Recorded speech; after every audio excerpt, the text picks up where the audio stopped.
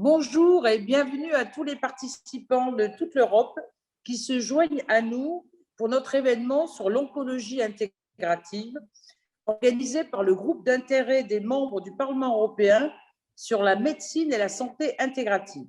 Alors, bienvenue à mes collègues eurodéputés. Ici, il y a Sirpa Pietikäinen et Per-Nicola Pedicini. Malheureusement, mes autres collègues, Margaret Auken, Tilly et Eleonora Evin, sont sûrs de nous joindre aujourd'hui. Je suis ravie que d'excellents experts de l'oncologie intégrative exerçant en Allemagne, en Suisse, en Espagne et aussi en France nous fassent part de leurs idées au cours des 2 prochaines heures. Et si vous avez des questions, n'hésitez pas à les ajouter dans le chat. Nous y répondrons dans la mesure du possible lors de la session des questions-réponses. Alors, il y a un nombre croissant de données qui montrent que les thérapies intégratives sont des stratégies efficaces de soins de soutien chez les patients atteints de cancer. L'oncologie intégrative est un domaine émergent fondé sur des preuves qui intègrent les modalités de la médecine complémentaire aux soins traditionnels du cancer. De nombreux centres universitaires de cancérologie, que ce soit en Amérique du Nord, en Europe, développent des centres d'oncologie intégrative afin de garantir que la recherche sur l'utilisation des modalités de médecine complémentaire soit menée avec une rigueur scientifique.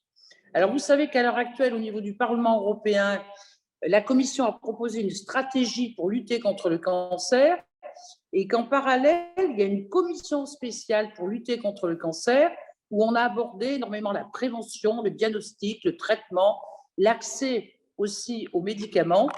Et il y a une part où on va discuter justement de la médecine intégrative. Pour cet événement, nous avons invité 5 experts européens aguerris dans le domaine de l'oncologie intégrative, dont les connaissances portent sur différents aspects, des pratiques à la recherche clinique et aux données disponibles. Alors, je suis ravie de présenter comme première intervenante le docteur Claudia Witt, qui est professeure de médecine à l'Université de Zurich en Suisse. Elle est directrice de l'Institut de médecine complémentaire et intégrative de l'hôpital universitaire de Zurich et chercheuse principale à l'Institut de médecine sociale, d'épidémiologie et d'économie de la santé de l'Université Charité de Berlin en Allemagne. Médecin, épidémiologiste et méthodologiste de recherche, elle est internationalement reconnue pour ses travaux. Elle va présenter une introduction aux soins intégratifs du cancer et aux données disponibles. Alors, je donne la parole au professeur Claudia Witt. À vous.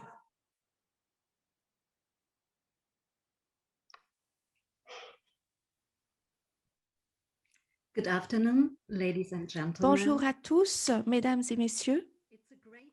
Je suis très heureuse de pouvoir vous donner une introduction à ce sujet aujourd'hui. Je vais parler à la fois de la perspective des médecins et de la perspective des chercheurs. J'aimerais parler aussi de ce sujet de la perspective des citoyens et des patients et parler des preuves, des données probantes qui appuient cette approche. Il y a aussi une approche, une revue systématique et qui montre que 25,9% de la population générale a utilisé ces thérapies complémentaires au cours des 12 derniers mois. Mais quand on regarde davantage l'examen documentaire, on voit également que seulement un tiers des patients qui ont utilisé des thérapies complémentaires biologiques. Et quand on pense aux patients atteints de cancer et à toutes les dimensions très complexes, quand on pense au fait qu'il n'y a pas forcément une divulgation des aspects pharmaceutiques. Donc, ici, on voit à partir des données de la revue systématique que plus de la moitié des personnes atteintes de cancer ont utilisé des thérapies complémentaires et on voit que ce chiffre varie selon le type de cancer. Par exemple, les personnes atteintes de cancer du sein l'ont utilisé davantage. Donc, pour des patients atteints de cancers de différents types, de multiples cancers, ils l'ont beaucoup utilisé, mais dans d'autres types de cancers comme le gliome ou le cancer de la tête et du cou, c'est beaucoup moins utilisé. Donc, c'est encore un sujet dont personne n'ose vraiment parler. C'est comme un sujet vraiment évident, mais dont personne ne parle.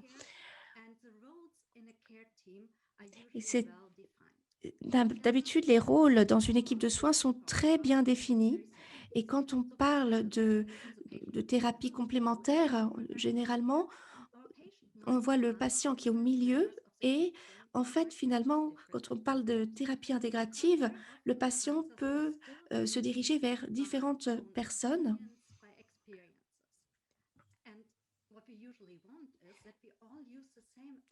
Et finalement, on veut toujours qu'on utilise les mêmes preuves, les mêmes données pour traiter nos patients atteints de cancer. Et ici, j'ai parlé de 3 piliers de la médecine basée sur les preuves. Bien sûr, les preuves à partir de la recherche clinique, les données probantes. Et il y a aussi autre chose qui est très important, c'est les valeurs et les croyances des patients. Et ça, c'est quelque chose dont on parle beaucoup dans les thérapies complémentaires. Il y a des preuves aussi qui montrent, des données probantes qui montrent que c'est important parce que les attentes qui sont déclenchées aussi par les croyances ont des mécanismes, opèrent selon des mécanismes qui sont intéressants, qui dépassent l'effet placebo. Donc, si on regarde là où on est, c'est important de davantage structurer ce domaine scientifique. Donc, il faut, par exemple, avoir une bonne définition, une définition claire sur l'oncologie intégrative. Et nous voudrions avoir un, un consensus et développer vraiment une stratégie dans ce domaine. Il y a la société pour une oncologie intégrative. Il y a aussi d'autres, le USZ, il y a d'autres institutions aussi qui cherchent à développer cette stratégie. Et vous voyez que le patient est très important, il est inclus. Et, ce qui est important, c'est qu'on parle d'une méthode qui se pratique en accompagnement des traitements conventionnels du cancer. Et ce que j'aime aussi, c'est qu'on inclut vraiment les participants qui sont invités à devenir des participants actifs. Donc, il y a vraiment l'idée de soins auto-administrés, d'auto-efficacité, de responsabiliser le patient. Et bien sûr, nous voulons aussi avoir des compétences bien définies. Donc, il faut avoir des fournisseurs de compétences particulières. Donc là, suivant notre examen documentaire mené en Amérique du Nord, en Asie, en Europe, ici, vous voyez les différentes professions qui sont incluses, comme pas seulement des médecins, et vous voyez les compétences clés. Et en fait, qu'est-ce qu'ils partagent? Ils partagent 11 types de connaissances, 17 compétences, 9 aptitudes. Et en fait, on ne va pas forcément apprendre tout cela dans une séance de formation typique. Nous avons pu donc regarder ces compétences, regarder les définitions de ces compétences et les inclure dans un projet plus important en Allemagne. Et une partie de ce projet que nous avons développé, nous avons développé une une plateforme pour vraiment entraîner, pour vraiment former ces praticiens. Il y a eu ensuite un essai randomisé. Un groupe a été formé suivant cette méthode avec une consultation guidée et ensuite, suivant un certain type de guide, de cadre, et formé par un site, sur un site internet fiable. On a aussi une publication sur ce type de données. Nous avons vu des effets très positifs à la fois sur les médecins et sur les patients, pour les patients et pour les médecins euh, qui ont été formés suivant ce programme. Donc ça, il s'agissait seulement de la formation des médecins. Et généralement, quand il y a des preuves, les médecins ou les infirmières ne savent pas où les chercher. Donc là, il a fallu établir des critères pour chercher les fournisseurs fiables, renommés. Et nous avons dû tester ces critères également en utilisant des essais, une étude. Ici, vous voyez un petit prospectus qui a été rendu disponible avec un code QR. Tout ça a été sur la plateforme. Donc, on voudrait professionnaliser davantage ce domaine. Il faut que ce soit basé sur des preuves. Donc, les lignes directrices en termes cliniques sont importantes et c'est pour ça qu'il y a une collaboration avec American Society of Clinical Oncology, la société américaine, pour élaborer 2 nouvelles lignes directrices basées sur des preuves en 2021 et 2022. On a fourni donc un travail sérieux pendant 3 ans et maintenant nous allons bientôt finaliser ces lignes directrices sur la médecine complémentaire et l'oncologie intégrative. Nous pensons que la finalisation va bientôt se faire. J'aimerais maintenant mettre en lumière quelques thérapies intéressantes. Voilà, vous voyez les catégorie A, catégorie B. Et il nous faut des études randomisées à chaque fois pour vérifier tout cela. Ici, vous voyez la méditation, les indications pour la méditation, là où ça peut être recommandé, l'anxiété, la dépression, les troubles de l'humeur, la qualité de vie. Pour le yoga, une liste encore plus longue avec des indications qui sont souvent difficiles à traiter pour des patients atteints de cancer. Et là, maintenant, j'aimerais donner un autre exemple issu de ces lignes directrices, comme l'acupression et l'acupuncture. Vous voyez là une liste de recommandations d'indications pour l'acupuncture et aussi pour l'acupression, qui peut être une option pour les soins auto-administrés, pour réduire les nausées et les vomissements induites par la chimiothérapie. Et là, vous n'avez pas besoin de vous inquiéter de possibles interactions avec les médicaments pris pour traiter le cancer.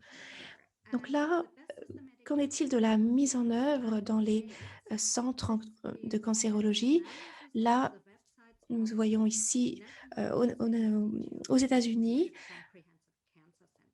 Donc là, il y a un site internet qui montre, il y a une analyse de site internet en 2016. On voit cette analyse de la médecine complémentaire.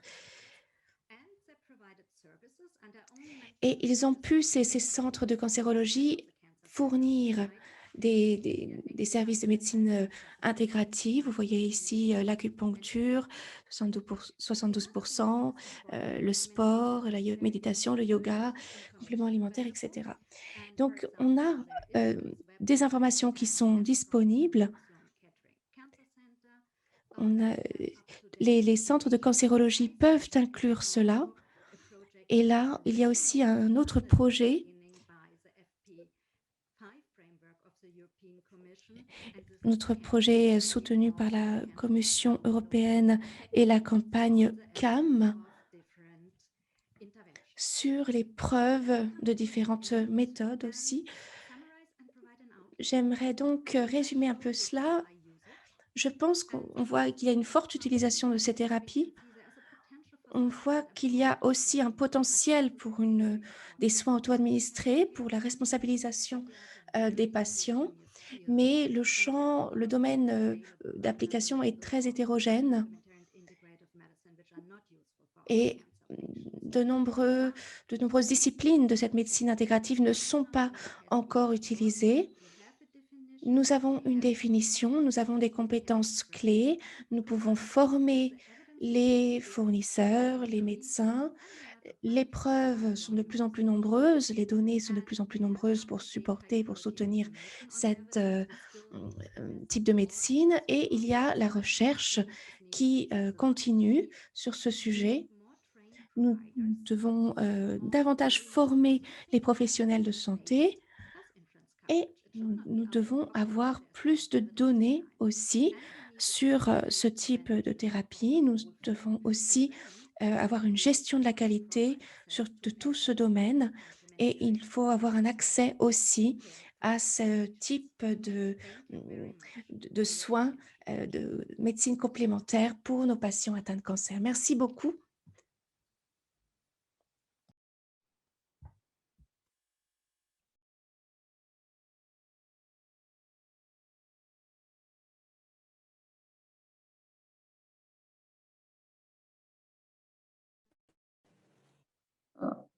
Voilà, merci. Merci Claudia Witt. Notre prochaine intervenante est médecin principal au département de médecine interne et intégrative, d'oncologie intégrative au centre interdisciplinaire du cancer du sein de l'hôpital universitaire Essen-Mitte de l'université de Duisbourg-Essen en Allemagne. Elle est une chercheuse réputée dans le domaine de l'oncologie intégrative et plus particulièrement du cancer du sein. C'est également le sujet de sa présentation. Il est intéressant de noter que jusqu'à 80% des survivants du cancer du sein ont utilisé un traitement complémentaire en tandem avec les soins conventionnels. Alors, je donne la parole au docteur Petra Voits. Thank you so much for the introduction. Oui, merci beaucoup pour ces mots de présentation. Bonjour à tous, c'est vraiment un plaisir pour moi de vous partager nos recherches et notre travail dans le cadre de l'oncologie intégrative. Donc, je vais commencer avec cette diapo-là.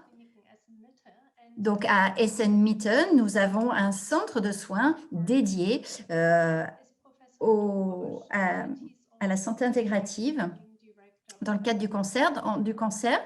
Voici comment cette section est divisée, les personnes qui en font partie. Donc, nous avons trois pans en fait dans notre centre. Le premier dédié à l'enseignement, le second à la recherche et le troisième, c'est le domaine purement hospitalier. Donc, ce que nous faisons, c'est que nous avons des cours qui sont donnés à l'université, mais pas uniquement. L'oncologie intégrative, on va dire que c'est le meilleur de deux mondes. Donc, voici des personnes qui travaillent dans notre centre à l'unité pour le cancer du sein, à Essen-Mitte.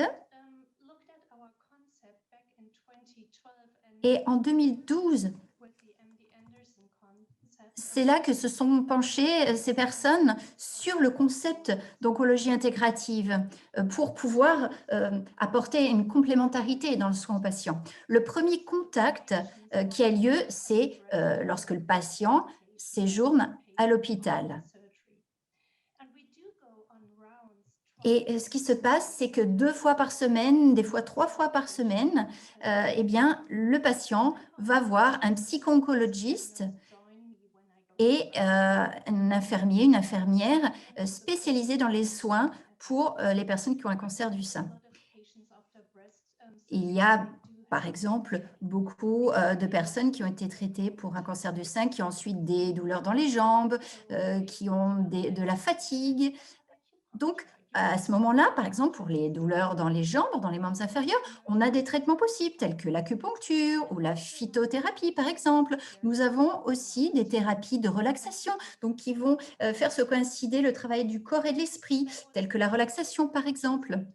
Donc ça, c'était pour les patients qui sont hospitalisés, mais nous avons aussi des soins dédiés pour les patients qui sont uniquement en visite à l'hôpital, en consultation externe. Donc nous avons un questionnaire qui a été mis en place, un bureau dédié aux tumeurs. Donc il y a eu une consultation initiale, une consultation ensuite secondaire, qui est une consultation qui va se focaliser sur la relation esprit-corps.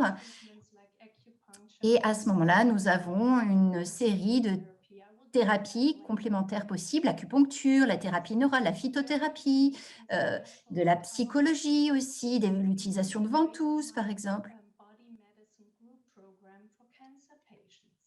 Donc, nous avons créé également un groupe de médecine intégrative pour les patients atteints de cancer qui vise à faire coïncider et à faire travailler ensemble le corps et l'esprit. Donc, ça va être utilisé de manière systématique durant la thérapie pour des patients qui notamment ont des métastases, aussi pour des patients après traitement. Et nous avons aussi une thérapie anti-hormonale. Nous utilisons des thérapies corps-esprit, telles que la nutrition, des exercices, de la relaxation. Et nous avons un passage en revue chaque semaine qui est proposé. Donc, par exemple, on fait du yoga, de la restructuration cognitive, la gestion du stress. Donc, il y a beaucoup de thérapies et de techniques qui sont utilisées. Voici l'emploi du temps d'un patient type. Donc, en général, 1 ou 2 jours avant leur session de chimiothérapie, les patients vont rejoindre un programme et vont avoir un emploi du temps journalier tel que celui-ci. Donc, ils vont arriver vers 9h, 9h30. Ensuite, durant la matinée, ils ont un premier programme, que ce soit des exercices, gestion du stress, etc. Ensuite, ils vont faire du yoga. Après, il y a la pause déjeuner. Je suis désolée, mais la personne parle très vite, donc c'est difficile de tout suivre. Donc, le but de tous ces traitements, c'est d'améliorer la qualité de la vie. Alors, ici, cette diapo semble un peu compliquée, donc je vais vous expliquer. Ce qui se passe en général, c'est que plus les résultats, vous voyez, plus les colonnes bleues sont élevées, plus le fonctionnement est efficace, plus il y a d'efficacité, on va dire. Donc, on a procédé à des tests sur un certain nombre de patients atteints de cancer du sein durant leur chimiothérapie et on a observé leur statut de santé. Donc, c'est le premier cas. Ensuite, les fonctions cognitives, si elles fonctionnent bien, ce sont ces 2 barres ici. Ensuite, on a observé qu'un certain nombre de patients étaient très souvent épuisés. Ensuite, ils avaient des nausées. Mais ce qui est très important également, c'est que l'on a remarqué que le stress perçu avait décliné. L'anxiété également, la dépression aussi. Et certains cas d'épuisement n'ont pas augmenté.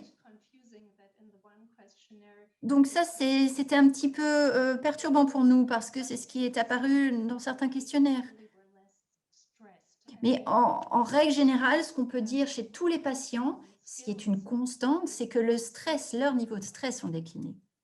Et ça, c'est très important. Et là, voici quelques citations, ce qui a été tiré de parole de nos patients qui ont pu bénéficier de ce programme à la fin de leur visite. Alors, on leur a dit, ils ont dit par exemple, tiens, le programme m'a aidé à me sortir de ce trou, de cette spirale, ou alors je me sens plus confiant quand il est question de la nutrition, de faire des exercices.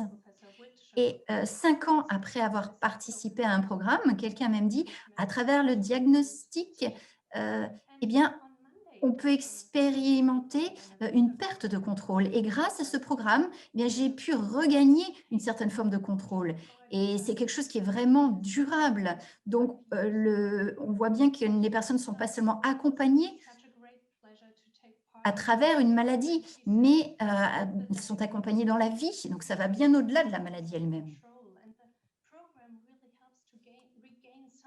Donc ça, c'est vraiment une qualité essentielle de ce type de programme. Donc, on voit bien que même 5 ans après, il y a toujours des bénéfices durables. Donc, c'est extraordinaire. Donc, ce programme a vraiment permis un mieux-être. Et dans le cadre de la recherche qui a été faite, nous avons retenu des messages clés des 22 études qui ont été faites, des analyses de qualité, des analyses quantitatives également, et on a observé que la résilience se référait à la possibilité de maintenir ou de recouvrer rapidement un état mental durant ou après l'exposition à des circonstances de la vie stressantes. Et la résilience est définie comme le résultat de l'adaptation aux facteurs de stress et est déterminée au moins partiellement par de multiples facteurs tels que l'estime propre de chacun en soi-même, l'optimisme réaliste et la flexibilité cognitive. Et grâce à ces études qui ont été faites, ce qu'on peut remarquer, c'est que l'augmentation de la résilience eh bien, est obtenue dans une période immédiatement, qui se produit immédiatement après que le diagnostic ait été énoncé et en parallèle avec des traitements somatiques, et que cela a eu un grand effet sur la résilience ou sur la croissance post-traumatique des patients adultes atteints de cancer. L'amélioration de cette résilience ou de cette croissance post-traumatique, telle qu'on peut l'appeler, est restée stable jusqu'à 1 an après. Donc ça, c'est indéniablement un facteur très positif. Là, nous avons une expérience. Donc, on a eu 2 patients, 2 enfants de 2 et 4 ans qui ont eu un diagnostic qui a été fait le 6 2019 pour un cancer invasif du côté droit. C'est une femme, pardon, ce n'est pas 2 enfants, c'est une femme qui a 2 enfants. Donc, voilà son diagnostic initial. Ensuite, elle a bénéficié d'une consultation d'oncologie intégrative le 17 juin 2020 avec des symptômes tels que des douleurs dans les jambes suite à la chimiothérapie, etc.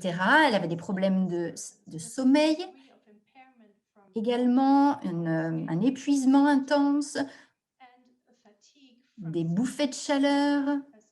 Vous voyez à chaque fois sur l'échelle, c'est de 4 à 5, de 6 à 7, de 6 à 7, une douleur d'intensité 8, donc c'est vraiment très important. Donc, dans un cas tel que celui-ci, quelles sont les médecines complémentaires, les thérapies qui sont recommandables? Eh bien, le yoga, afin d'améliorer l'épuisement, le sommeil et probablement aussi d'aider en ce qui concerne les bouffées de chaleur et la douleur, l'aérobic aussi et des exercices de résistance physique pour améliorer la fatigue, le sommeil, de l'acupuncture, de l'acupressure aussi pour améliorer les problèmes de sommeil, de fatigue, de bouffées de chaleur et aussi des thérapies comportementales, cognitives pour améliorer en cas d'insomnie parce qu'elles sont en général très efficaces dans ces cas-là. Donc, pour une maman qui a des enfants de 2 et 4 ans, c'est vraiment difficile de ne pas être en pleine possession de ses facultés, de son énergie. Donc, les recommandations qui étaient faites, c'était de prendre l'Equinovo 1 à 2 fois par jour pendant au moins 4 à 6 semaines.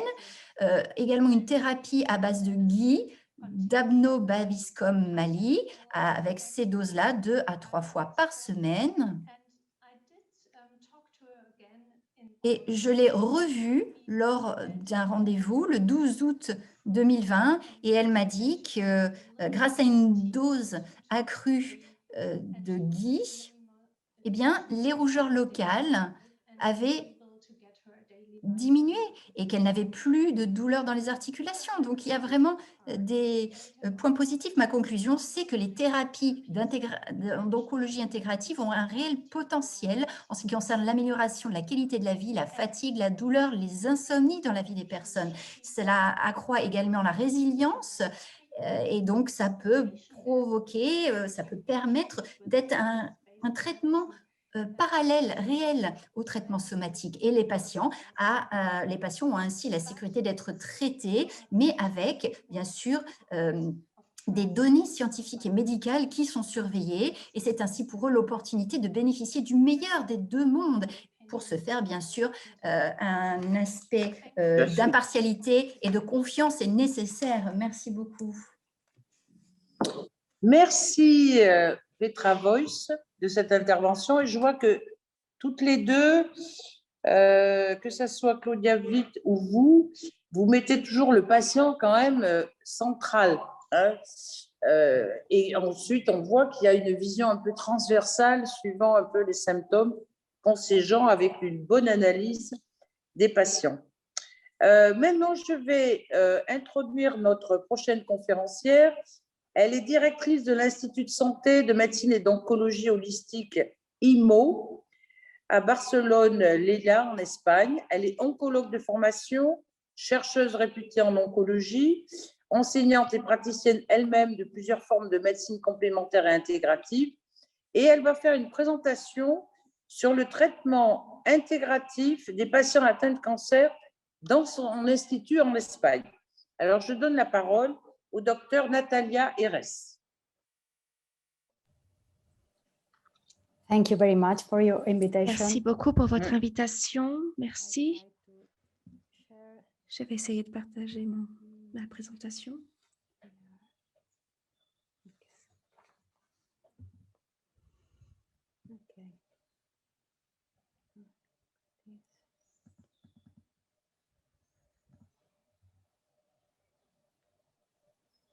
Okay. So, well, 2 weeks ago, Il y a 2 semaines, Dr Nicolai m'a demandé de partager mon expérience en tant que directrice de ce collège de médecine intégrative à Barcelone. Je suis très heureuse de pouvoir le faire. Je travaille aussi dans un hôpital spécialisé dans le traitement du cancer et j'ai quitté j'ai travaillé à ce poste, mais je l'ai quitté il n'y a pas très longtemps. Donc, en fait, ma réponse va être un petit peu différente.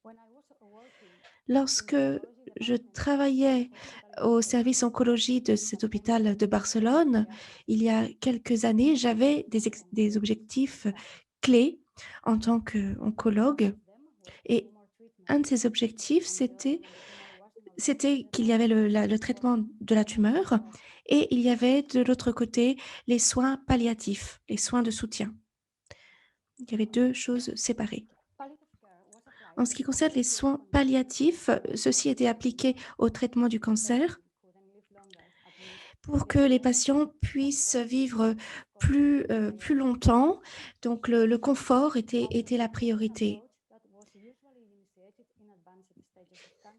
Et c'était une approche, je me suis rendu compte que, en fait, beaucoup de patients auraient pu bénéficier de cette approche beaucoup plus tôt dans le processus, dans leur traitement, et c'était aussi moins invasif que les thérapies conventionnelles contre le cancer. Donc, cela faisait partie vraiment d'un continuum de soins. Et voilà ce qui représente l'oncologie intégrative pour moi.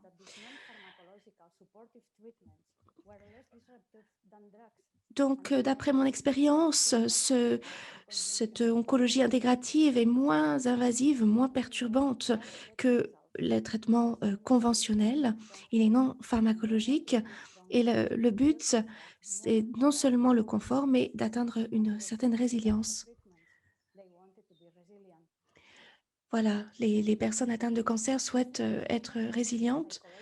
Et la résilience n'est pas seulement un concept psychologique, c'est aussi un concept physique. On peut augmenter notre résilience biologique en travaillant dans le soin contre le traitement contre le cancer, en travaillant sur le système immunitaire, le microbiome, etc. Et c'est pour ça que c'est le but de la médecine intégrative, c'est d'augmenter la résilience physique.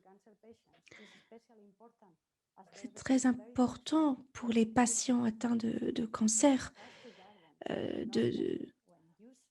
C'est comme dans un jardin. Euh, Donc, quand une plante est malade, il faut vraiment bien traiter la plante pour qu'elle puisse aller mieux. Et c'est pareil pour un patient lorsqu'elle est affectée par des produits toxiques ou affectée par atteinte d'un cancer. On doit la traiter bien. Donc, c'est pas seulement. Donc, il s'agit de vivre plus longtemps, mais aussi de vivre mieux. J'ai donc établi un modèle holistique pour le traitement du cancer. Aujourd'hui, nous couvrons 3 aspects de ce traitement du cancer: la prévention, le soin en continu et tout ce qui se passe après le traitement du cancer. C'est donc un projet que j'ai mené avec 25 ans d'expérience. Nous organisons 1600 rendez-vous médicaux par an. Nous avons 3000 procédures et thérapies et procédures de soins. Et nous avons aussi des services en ambulatoire et une synergie avec des hôpitaux spécialisés dans l'oncologie. Le pilier sont l'holisme, la salutogenèse, l'humanisme et les critères ontologiques. Pour nous, ces piliers sont essentiels et font vraiment toute la différence dans ce que nous faisons. Nous pensons que les êtres humains et que leur vie, tous les processus des êtres humains doivent être considérés dans leur intégralité et pas comme différents compartiments. Nous ne voulons pas avoir une approche dualiste qui sépare tous les composants de l'être humain. Nous considérons que différents niveaux de santé sont exprimés dans un continuum dynamique qui va d'un niveau de santé faible à un niveau de santé très élevé. Dans ce modèle holistique, le fait d'accroître la salutogenèse, d'améliorer la salutogenèse est absolument crucial. Il faut améliorer la santé de la personne, pas seulement la santé physique. Les soins holistiques sont basés sur des connaissances scientifiques et ils intègrent également des éléments créatifs et humanistes. Il y a donc un aspect anthropologique, un aspect existentiel très important. Il y a une approche vraiment transdisciplinaire qui implique des infirmiers, des médecins, les patients, pour vraiment faire en sorte que chacun ait une bonne connaissance pour avoir vraiment un parcours de soins positif et améliorer sa santé. Nous divisons cela en plusieurs unités dans notre pratique clinique. Il y a les unités thérapeutiques et en fait, cela dépend aussi des zones, du domaine médical. Il y a tout se chevauche. Et dans cette unité médicale holistique, nous avons une approche holistique. Nous travaillons avec la médecine conventionnelle, la médecine traditionnelle et intégrative. Nous utilisons des critères médicaux et ça, c'est très important. Nous utilisons aussi la médecine traditionnelle, comme la médecine traditionnelle chinoise, pour avoir une vision globale de la personne et de ses processus. Nous essayons de partager nos informations et nos opinions. Nous prescrivons des plantes, des compléments alimentaires. Lorsque c'est nécessaire, nous élaborons des programmes pour chaque unité. Nous travaillons en étroite collaboration avec l'équipe médicale, avec la famille, avec le patient et plusieurs aspects des soins sont ainsi couverts. Voilà quelques-unes des thérapies que nous pouvons proposer dans les différentes unités. On a l'unité physique, l'unité du mouvement, l'unité métabolique, l'unité nutrition, l'unité laboratoire, etc. J'aimerais maintenant terminer ma présentation en vous partageant quelques considérations.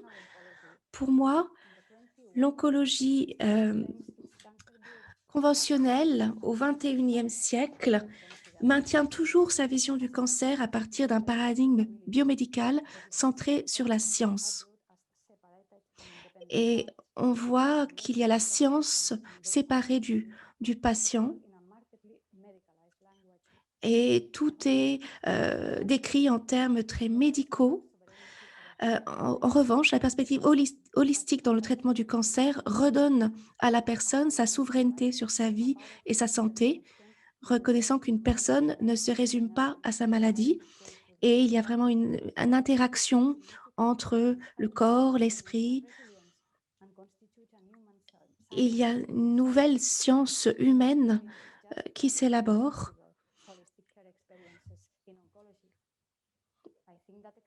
Je pense que voilà, l'expérience de IMOE est juste une des expériences de soins holistiques possibles dans le domaine de l'oncologie et la mise en œuvre et la diffusion de modèles similaires dans notre système de soins actuel est faisable, durable et nécessaire.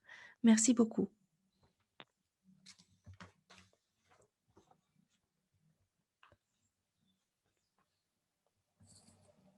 Merci, docteur Natalia Herès. Alors, je vais passer la parole à notre intervenant suivant, qui est médecin coordinateur au service de médecine intégrative du groupe hospitalier Saint-Vincent Strasbourg. Il est également chargé de cours à la faculté de médecine et de pharmacie de l'Université de Strasbourg et président ou membre de plusieurs réseaux d'oncologie en France. Il fera une présentation sur la prise en charge des patients atteints de cancer au sein du service de soins intégratifs de cet hôpital de Strasbourg. Donc, je donne la parole au docteur Jean-Lionel Bagot. À vous, docteur. Merci beaucoup, Madame Rivasi. Merci de m'avoir présenté. Hello, everybody. I'm very happy to be here with you. So I will share with you my experience in Strasbourg, and I would like to... Donc, je vais partager avec vous mon expérience à Strasbourg. Je vais essayer de partager mon écran avec vous pour que vous puissiez voir ma présentation. Okay. Voilà. Okay, I'm sorry, I'm a French doctor, so I don't speak Donc, very well English. je suis désolée, je suis un docteur français, donc mon anglais n'est peut-être pas parfait, mais je vais faire de mon mieux. Je suis vraiment ravie d'être avec vous pour pouvoir partager avec vous mon expérience à Strasbourg, mon expérience notamment dans le cadre de l'oncologie intégrative.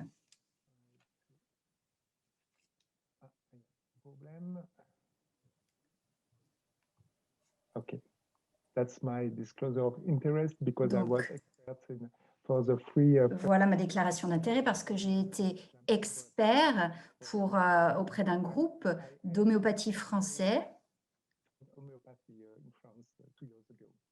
C'était il y a 2 ans. Donc, je voulais juste vous parler d'une étude, l'étude Vican 5, qui a eu lieu en 2018. Plus de la moitié des patients ont des problèmes de fatigue, d'épuisement, des séquelles. Donc, nous devons faire quelque chose pour éviter cela, pour que ces personnes puissent reprendre une activité physique. C'est pour ça que nous nous rejoignons, nous nous retrouvons aujourd'hui d'ailleurs, pour faire quelque chose. Donc, l'oncologie intégrative, comme on l'a dit auparavant,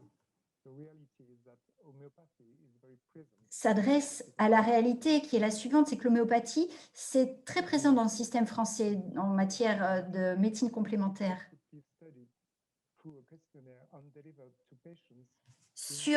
Nous avons fait un questionnaire et sur 535 patients, 47% sont des utilisateurs de médecine complémentaire et alternative. Et les oncologistes ont été informés du fait que leurs patients utilisaient ou avaient recours à de telles thérapies alternatives dans 82% des cas. Comme vous pouvez le voir, l'utilisation, les utilisateurs, plutôt les patients, sont grandement satisfaits de cela.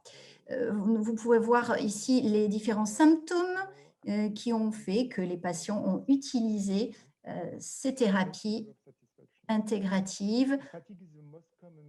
Le symptôme le plus commun en oncologie, c'est l'épuisement. C'est celui d'ailleurs pour lequel il n'y a que très peu de solutions de réponse du part de la médecine conventionnelle. Ensuite, il y a la douleur, la tristesse, l'anxiété, les vomissements, les nausées. Ensuite viennent l'insomnie, la diarrhée, les problèmes de peau, la bouche sèche, les rougeurs, enfin les rougeurs, les picotements, etc., etc. 65% des utilisateurs d'homéopathie sont donc 65%, c'est la part des patients qui utilisent l'homéopathie et c'est la plus importante, on va dire, des techniques intégratives qui est utilisée. Ensuite vient la physiothérapie, ensuite les compléments alimentaires, les vitamines, etc., etc. À Strasbourg, 31% des patients utilisent l'homéopathie. Et pour les patients atteints de cancer du sein, c'est 40%. Et l'homéopathie en France est prescrit, doit être prescrit par un médecin. La prévalence de l'homéopathie en termes d'utilisation a doublé en France ces 12 dernières années. Dans notre groupe hospitalier, le groupe Saint-Vincent, qui a été fondé par, qui fait partie des Sœurs de la Charité, c'est un hôpital de santé privée qui ne fait pas de profit. Là, il s'agit de notre département de santé intégrative pour les patients en consultations externes. Parce que c'est très important, nous avons créé cela parce que nous pensons que face à la maladie, chaque patient est unique. C'est pour cela que nous devons observer le patient dans son intégralité grâce à ses choix, ses relations sociales, etc. Tout ce que vous avez vu sur la diapo. C'est pour ça que dans l'hôpital de Tous les Saints, au sein de Strasbourg, au centre-ville, nous partageons les locaux avec les patients qui sont en soins palliatifs. Donc, nous utilisons les mêmes infrastructures. Les causes les plus importantes de consultation chez ces médecins sont la fatigue, les nausées, comme nous avons dit. Donc, voilà une journée type. Il y a l'accueil à 9 h par une infirmière. La personne va exposer ses symptômes, son mal-être. Ensuite, l'infirmière va suggérer des activités pour la journée. Donc, ce planning est créé et personnalisé pour chaque patient. Ensuite, moi, je vais recevoir le patient. Je vais regarder leur passé, leur historique médical et je vais valider un plan, un programme de soins. Je suis aussi responsable de la rédaction du rapport qui sera ensuite envoyé à l'oncologue et au médecin généraliste à la fin de la journée, à la fin du cursus.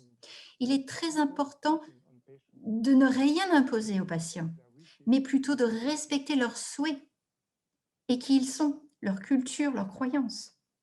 C'est essentiel.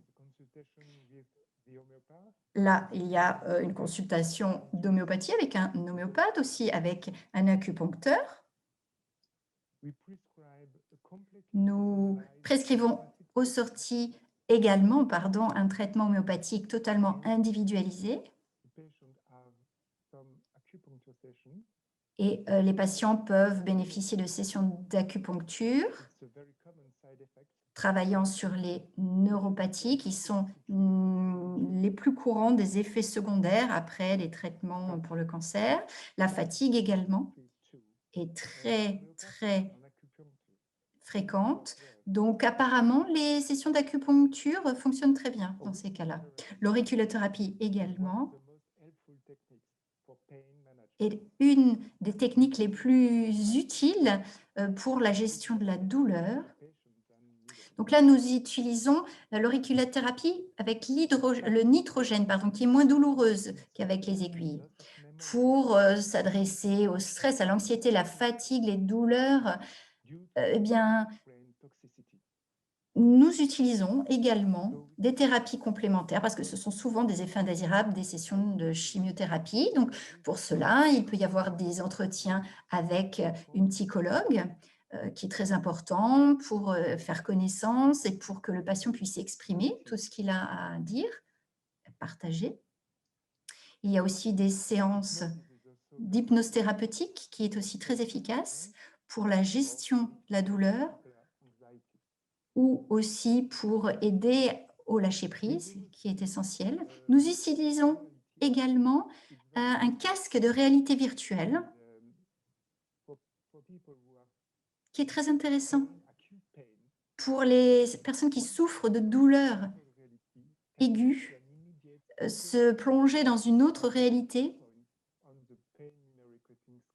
peut permettre à la personne de s'évader et cela se traduit souvent par une baisse de 2 points sur l'échelle de la douleur ressentie par le patient. C'est une forme d'échappée très bienvenue.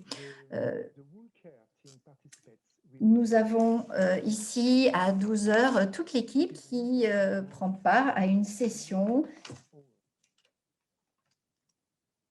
de conscience, de relaxation bien spécifique. Et à 12h30, voilà, vous avez un exemple de déjeuner pris en commun avec toute l'équipe des soignants et des patients.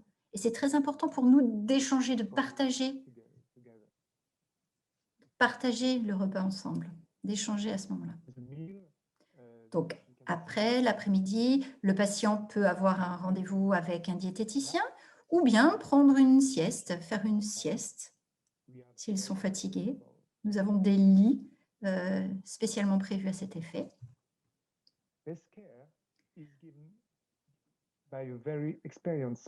Ici, vous voyez une infirmière spécialisée en cancérologie qui est une experte en réflexologie. C'est très efficace pour les tensions, la douleur, se recentrer. L'aromathérapie aussi, qui est très importante en cas de nausée, d'émotion, d'insomnie. Notre soignante est spécialisée en aromathérapie.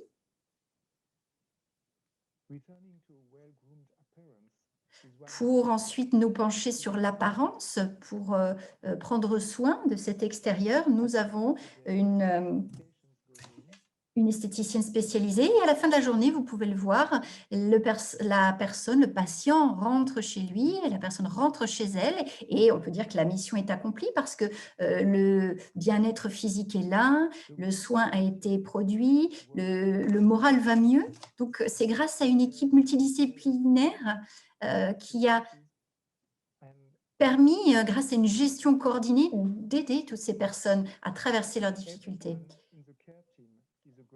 Chacun dans cette équipe médicale, équipe thérapeutique, est diplômé, a été formé, est un spécialiste de son domaine. Cela permet de garantir la qualité et la sécurité dans le cadre des traitements qui vont être apportés.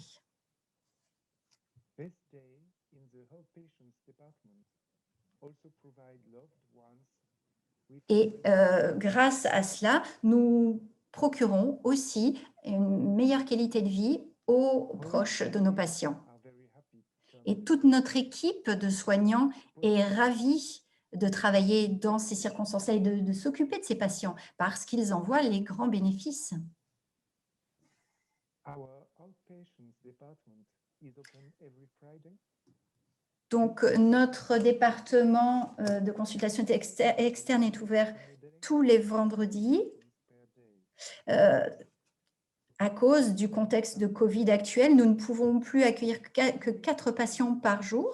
Et vous avez dans l'ordre d'apparence les différents spécialistes qui ont été abordés avec leur thérapie spécifique que nous avons abordée durant cette présentation. Il y a des publications qui sont faites dans des journaux médicaux de référence sur ces thérapies également. Nos patients viennent des 4 centres médicaux principaux de la région de Strasbourg. Ils nous sont adressés par nos collègues et l'assurance française, l'assurance maladie, rembourse les soins tels qu'ils le feraient pour n'importe quels autres soins prodigués dans d'autres départements médicaux. Je vous remercie de votre attention. J'ai terminé avec ma présentation. Merci, docteur Jean-Lionel Bagot. Je pense qu'il y aura toute une série de questions. Alors maintenant, notre dernière intervenante, c'est Yvonne Samstag. Elle est professeure d'immunologie cellulaire à l'université de Heidelberg en Allemagne et elle est porte-parole du projet Research and Practice Initiative Complementary Integrative Healthcare Bad-Württemberg et du projet de recherche de l'Academy Center for Complementary and Integrative Medicine financé par le ministère du Land de Bade-Württemberg en Allemagne. Alors, elle fera une présentation sur la façon dont les hôpitaux, les universités et le gouvernement ont uni leurs forces pour les soins intégratifs du cancer dans le Bade-Württemberg et qui constitue un excellent modèle inspirant pour d'autres pays également. Donc, je vous donne la parole, professeur Yvonne Samstag. Thank you very much for this kind. Merci beaucoup. Je vais maintenant partager mon écran.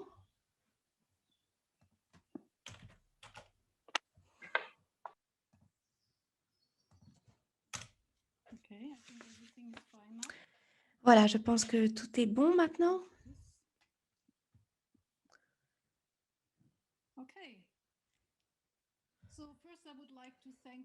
J'aimerais d'abord remercier les organisateurs de me donner l'opportunité de parler de notre initiative de Kig Bawu. Qu'est-ce que ça veut dire, Kig Bawu?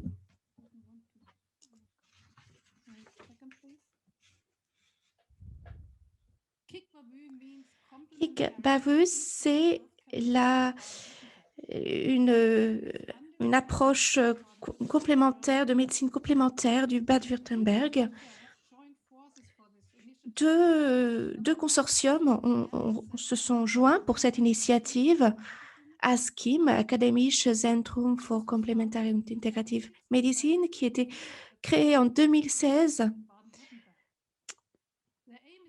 et dont le but est d'explorer différents types de traitements avec des bases scientifiques dans le traitement du cancer. Et le consortium numéro 2, c'est KIM, Competence Integrative Medicine, créé en 2017, un consortium de médecins, d'infirmiers et d'autres professionnels de santé du Bade-Württemberg qui traitent des patients avec des techniques de médecine complémentaires et qui ont une expérience de plusieurs années. Donc, avec Kig Bawu, on veut vraiment combiner les deux expériences, KIM et ASKIM. Et pourquoi est-ce que nous faisons cela? Comme vous le savez tous, nous avons deux types de médecine, médecine conventionnelle et high-tech et la médecine complémentaire, la médecine naturelle. Et souvent, les patients ne savent pas trop quel type de médecine choisir. Ils sont face à un conflit. Ils doivent choisir entre deux options. Mais d'après notre étude, près de 50% des patients qui sont traités dans les hôpitaux universitaires du Bade-Württemberg, même ont du mal à vraiment évaluer les bénéfices, les bienfaits d'une médecine naturelle. Ce type de médecine peut être non seulement très cher, mais aussi dangereuse. C'est pour cela que nous sommes ici pour résoudre ce type de dilemme et de dichotomie, pour essayer de forger une seule médecine, une médecine centrée sur le patient. Nous voulons créer une base scientifique pour la méthode intégrative, les méthodes de soins intégratives, dans laquelle à la fois la médecine conventionnelle et la médecine complémentaire vont main dans la main et se rejoignent.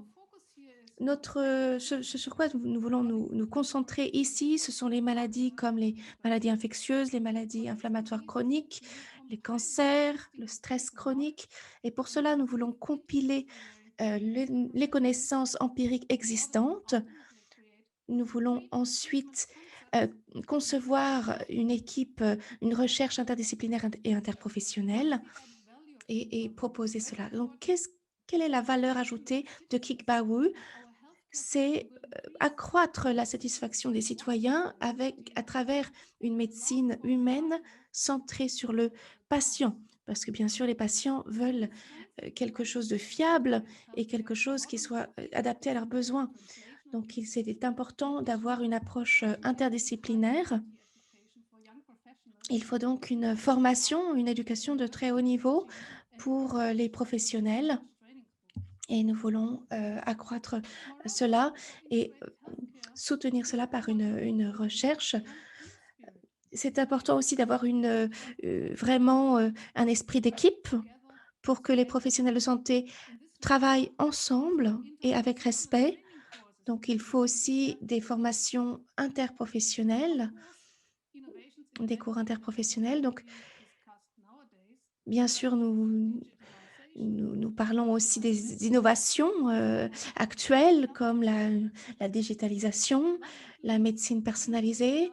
Il faut aussi prendre les bonnes choses de ces innovations. Nous parlons aussi des économies d'argent. Donc, on se concentre aussi sur la salutogénèse, le fait que le patient puisse rester en bonne santé le plus possible et puisse aussi renforcer son équilibre immunitaire pour éviter à la maladie de progresser. Donc, il faut vraiment avoir une sorte d'équilibre, pouvoir utiliser ces différentes méthodes pour stopper la progression et améliorer la balance, l'équilibre immunitaire pour stopper la progression de la maladie.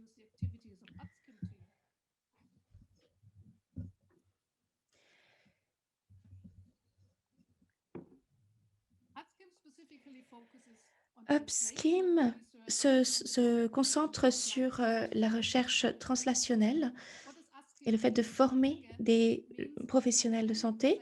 Qu'est-ce que ça veut dire? ASKIM, Centre académique pour la médecine intégrative et complémentaire. Et il y a une unification de différents hôpitaux universitaires avec différents professionnels de ces différents hôpitaux, professeur Roman Hubert, professeur Stéphanie Jousse, professeur Thomas Simet et moi-même. Et nous voulons créer une médecine indépendante basée sur la science, avec des activités dans la recherche, dans l'éducation, la formation et pour les soins aux patients. Donc, on va vous montrer un petit peu plus nos activités de recherche ici dans la slide suivante. ASKIM conduit des recherches. Nous nous sommes concentrés sur les principes actifs à base de plantes, la nutrition et l'acupuncture. Nous avons donc pu observer les effets de l'acupuncture en ce qui concerne le stress chronique, ce qui montre que l'acupuncture provoque des avantages pour le traitement du stress chronique. Nous voulons maintenant avoir une étude de suivi de cette observation. Et à Freiburg, nous avons aussi expérimenté un régime végétalien et un régime sans viande pour les patients. Et nous avons vu une observation sur les paramètres immunologiques et un bon effet du régime végétalien sur les paramètres du système immunitaire qui sont appropriés pour la polyarthrite rhumatoïde. J'aimerais aussi vous donner un exemple d'une recherche récente que nous avons menée, le Piper longumine, qui est aussi appelé poivre long, Piper longum, qui est aussi une épice dans les plats asiatiques et une plante médicinale utilisée dans la médecine ayurvédique. Et est-ce que cela pourrait aussi être utilisé pour la médecine oncologique, l'oncologie intégrative? Donc la question, c'est qu'est-ce qui se passe si les patients prennent du Piper longum, poivre long, pendant ces traitements de chimio, traitements conventionnels? D'après des études in vitro, des études sur les souris, on voit que le Piper longum pourrait accroître les effets de la chimiothérapie. Il n'y a pas eu d'effet néfaste sur le système immunitaire humain. Et donc voilà, c'est ça la question que nous avons posée. Avant d'arriver à cette étape, j'aimerais vous donner quelques principes d'immunothérapie. Les cellules immunitaires de notre corps, les lymphocytes T, sont absolument cruciales pour se défendre contre les tumeurs. Elles peuvent reconnaître les cellules tumorales et elles peuvent les détruire. Si cela marchait très bien, on n'aurait pas besoin d'autre chose. Mais souvent, les lymphocytes T sont trop faibles pour pouvoir éradiquer totalement la tumeur. Et c'est pour cela que l'immunothérapie rentre en jeu. Et un des exemples connus, c'est l'exemple de l'immunothérapie avec les inhibiteurs des points de contrôle. Ces points de contrôle, ça repose sur le fait que les anticorps peuvent libérer les freins des lymphocytes T. Et on voit ici, dans cette slide, des cellules tumorales. Donc, les points noirs sur le patient à gauche montrent les cellules tumorales avec métastase. Au milieu, on voit le patient 3 mois après le traitement avec cet inhibiteur des points de contrôle. Et on voit en quoi c'est le fonctionnement de la molécule anti-CTLA4. L'immunothérapie est un des principaux succès dans le domaine de l'oncologie. On voit ici que Tasuku Honjo et son collègue ont reçu le prix Nobel de médecine en 2018. Maintenant, j'aimerais revenir sur le Piper longum. Qu'est-ce qu'on attend de ce Piper longum par rapport à cette immunothérapie avec si le patient prend le Piper longum ou mange beaucoup de poivre long? Là, je vous montre seulement une slide de nos données. Donc, pour résumer, on a vu que le Piper longum peut être un immunosuppresseur, agir comme un immunosuppresseur et contrebalance potentiellement l'immunothérapie des tumeurs. Il peut aussi améliorer la chimiothérapie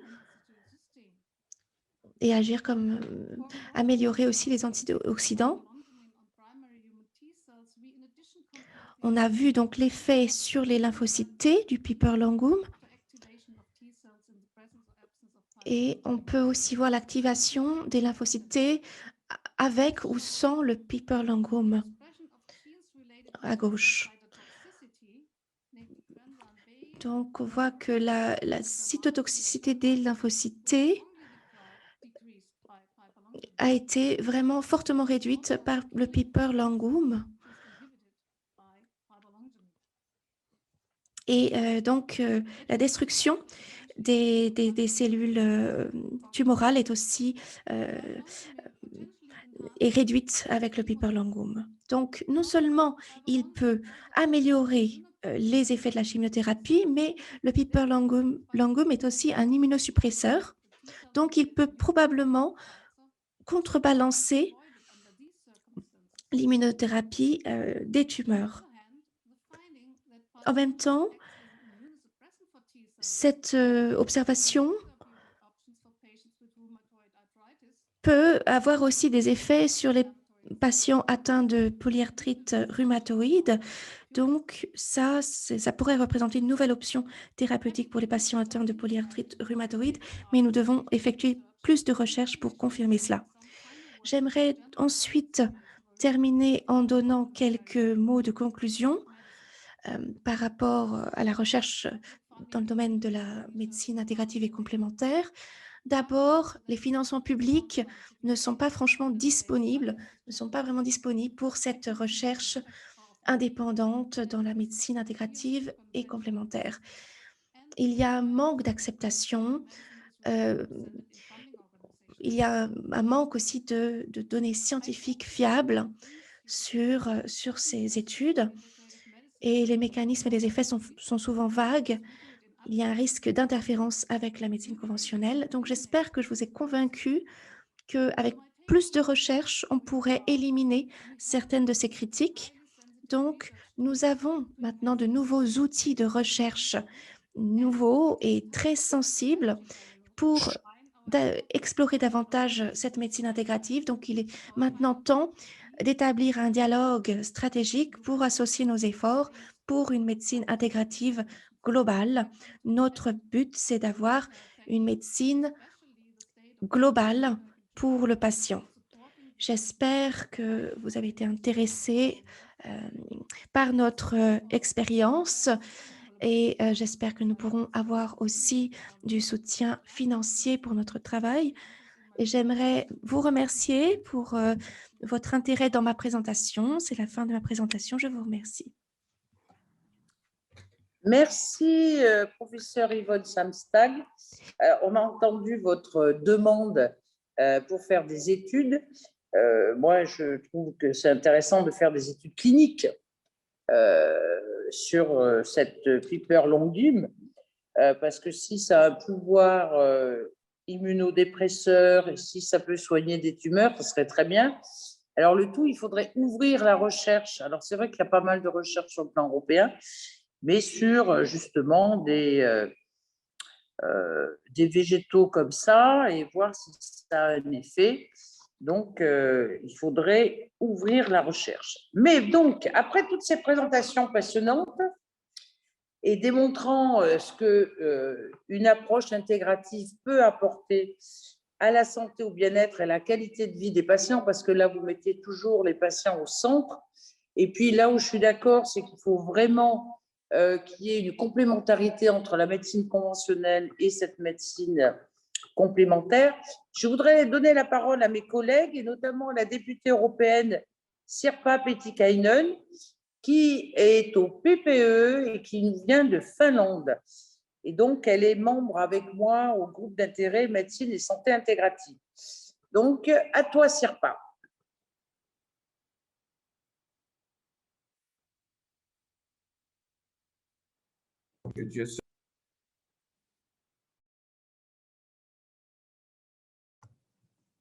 Sirpa, please unmute yourself. Apparemment, on ne l'entend pas. On n'entend pas l'oratrice Sirpa.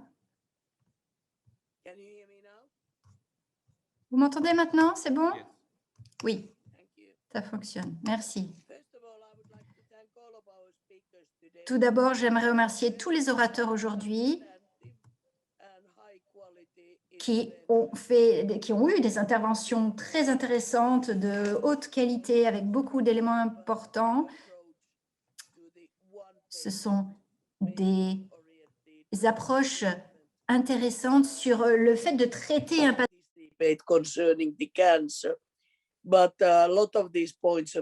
Beaucoup de ces points, bien sûr, sont très importants, comme ce qui a été dit par notre dernière oratrice notamment, sur les points essentiels de la médecine intégrative. Et tout ce que j'aimerais dire,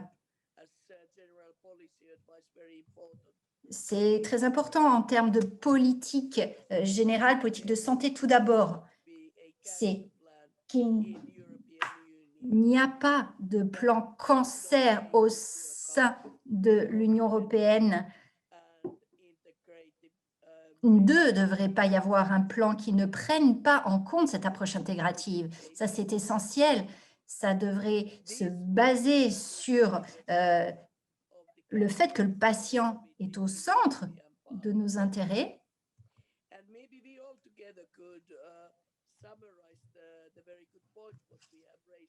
Et peut-être que nous pourrions résumer ce que nous avons entendu de la sorte. Bien sûr, la commission et le comité aussi, à travers le rapport au Parlement,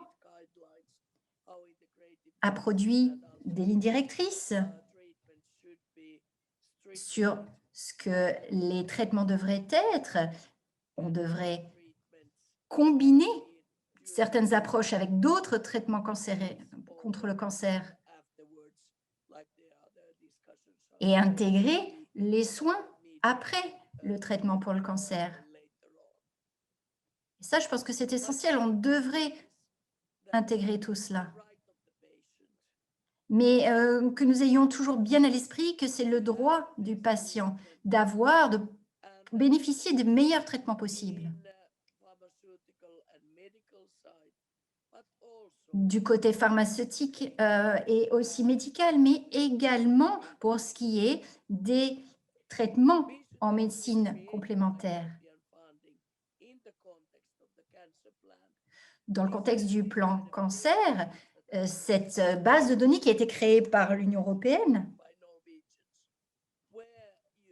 a vu son origine en Norvège. Et le but, c'est de souligner les points essentiels. Vous pouvez y trouver des avis, des éléments essentiels à prendre en compte. Et ces directives doivent nous rester bien claires à l'esprit. Il y a le site Internet, bien sûr, sur lequel nous pouvons baser notre étude.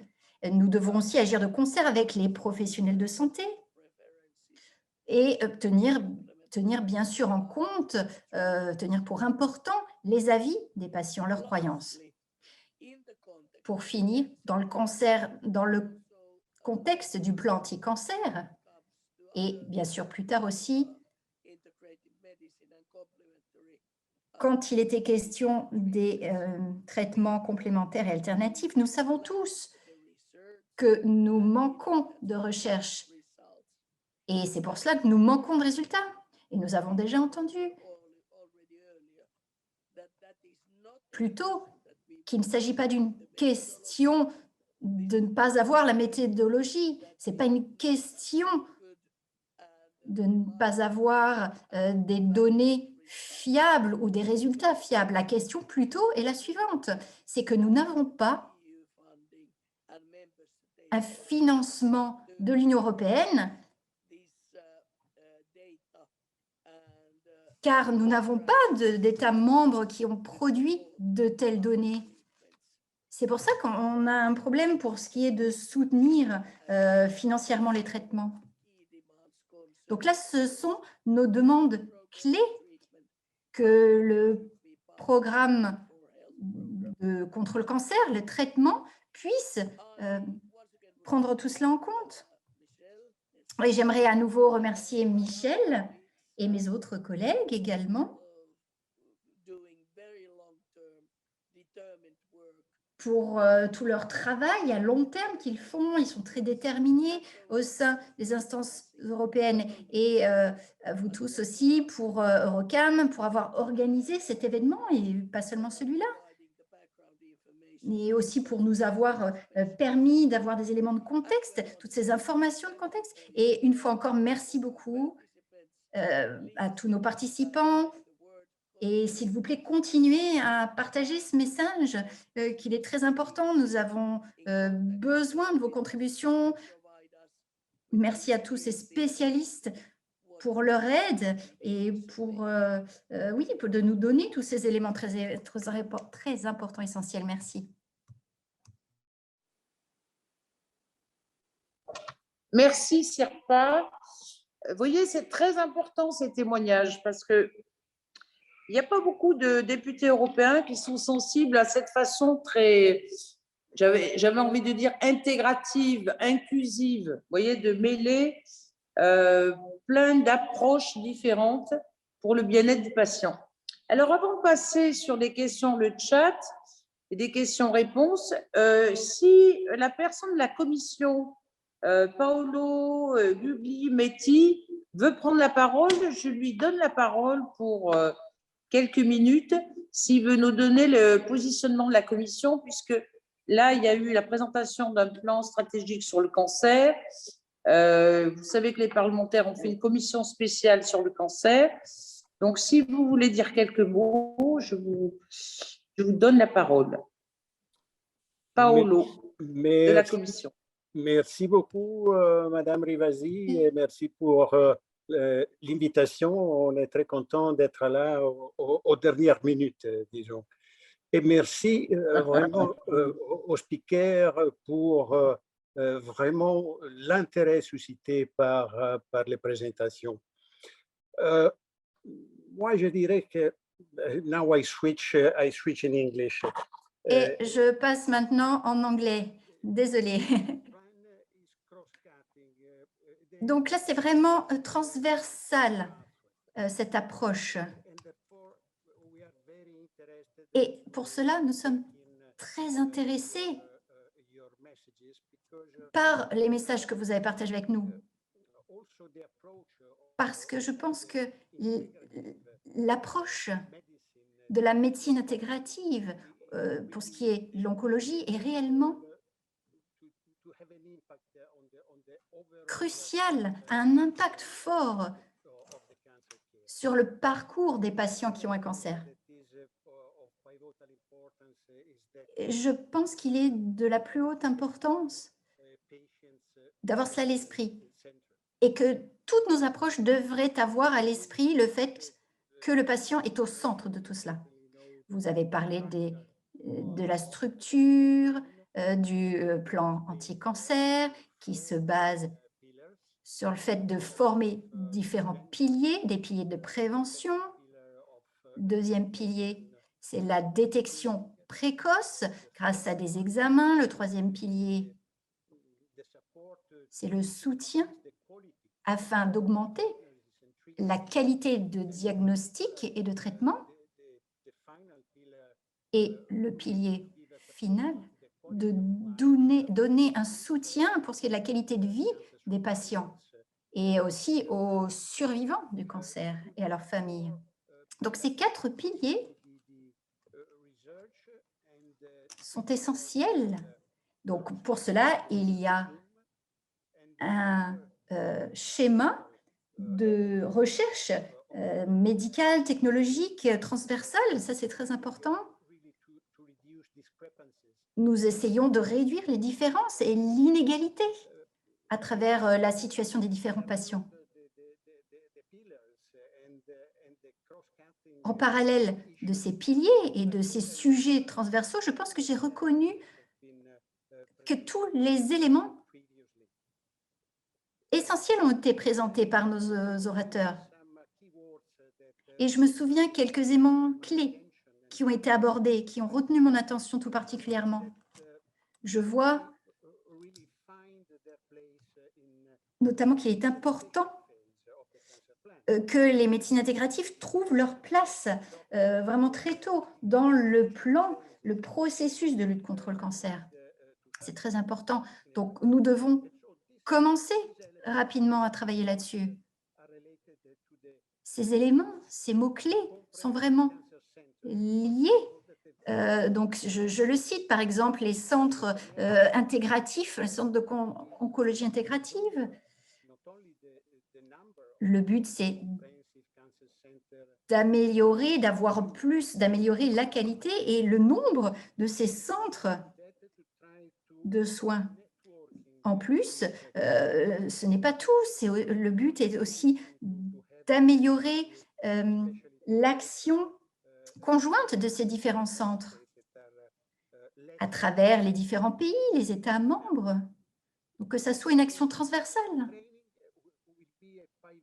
La formation aussi sera un élément vraiment pivot. Et il faudrait qu'il y ait une formation interdisciplinaire, un programme qui soit dédié à cela, partageant les expériences, mais aussi formant les spécialistes, les oncologues. Et quand je dis les oncologues, les spécialistes, j'inclurai notamment les 3 spécialités essentielles qui commenceront, qui seront les pilotes de ce programme, les chirurgiens, les cliniciens, les radiologues, bien sûr, mais tous les autres spécialistes devraient travailler de concert avec eux.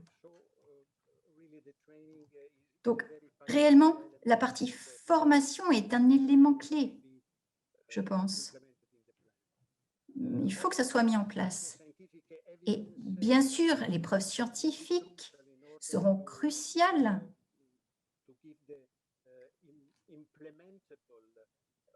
afin de fournir une interface permettant la mise en œuvre de ce système pour qu'il soit utilisé pas seulement par vous, mais par beaucoup d'autres scientifiques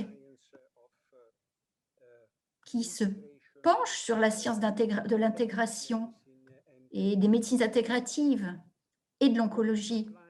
La qualité de vie aussi des patients qui ont le cancer et des survivants, c'est également un des piliers, mais aussi un des éléments les plus importants du plan, donc apporter du soutien, de l'aide aux survivants également.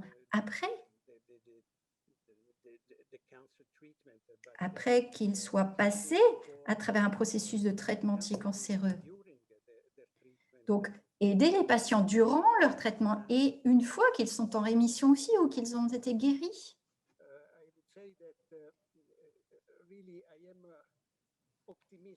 Et je dirais que je suis, oui, optimiste.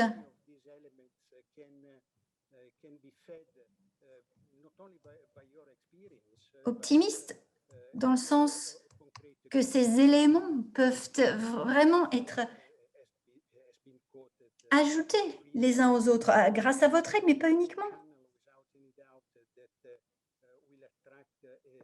Je pense qu'en partageant ces éléments, on va être un canal qui attire plus d'actions dans ce sens. Et je suggère que vous et tous vos réseaux fassent un suivi et passent à une autre étape, l'étape de mise en œuvre, parce que je suis sûre que vous pouvez participer à la contribution, enfin contribuer à la mise en place, on va dire, de ce mécanisme qui va impliquer le Parlement européen, les États membres.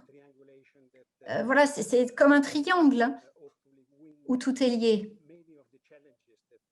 Et en travaillant de concert comme ça, je pense qu'on va pouvoir passer outre un certain nombre de défis.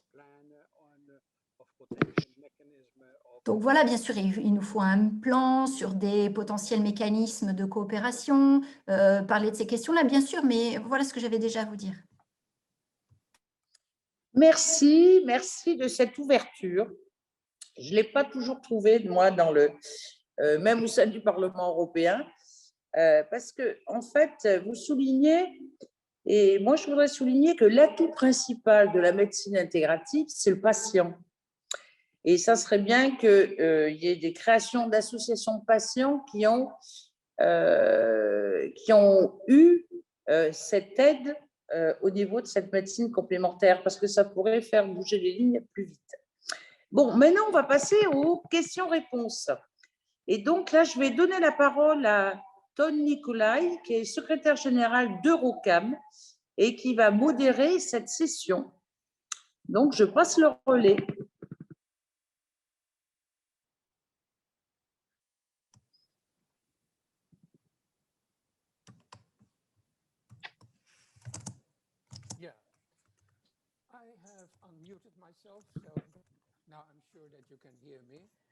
D'accord. Alors, j'ai mis mon microphone sur on, donc je pense que vous m'attendez. Je voudrais remercier le précédent orateur de la commission. Paolo, merci beaucoup pour cette ouverture, cette invitation aussi à mener une communauté de spécialistes